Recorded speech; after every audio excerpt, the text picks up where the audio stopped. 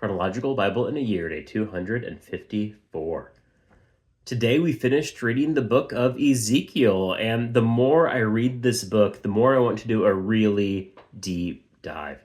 So that might be a future series after this one, we'll find out. But the book ends giving these details on how they need to divide up the kingdom when they return from exile. Now, we will learn in Ezra, Nehemiah, and then leading into the New Testament, these aren't the borders that the people had.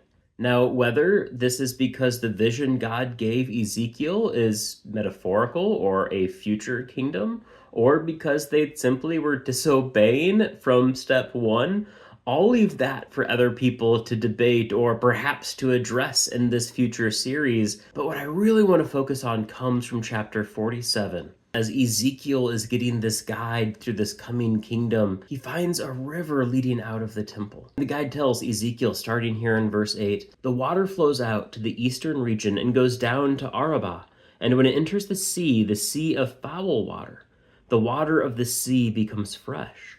Every kind of living creature that swarms will live wherever the river flows, and there will be a huge number of fish because the water goes there.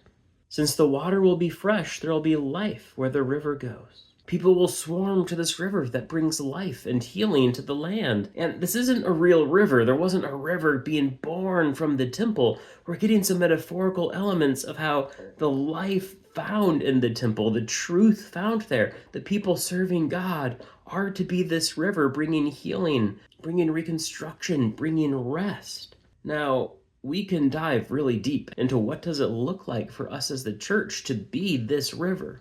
But the question that won't find peace in my mind is, if someone looked at my life and my ministry and my outreach, would they say I'm bringing life, or would they merely say I'm making noise? Am I changing people's lives eternally, or am I no better than a clanging cymbal, as Paul calls those who use gifts poorly in the New Testament?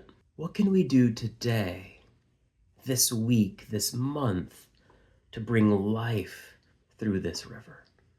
Let's be used by God in mighty ways. Let's bring life to a dead world. Let's bring light to the darkness. Let's be the people that God showed Ezekiel God's people are meant to be. Tomorrow we'll be reading the prophet Joel. I'm looking forward to it, but until then, God bless.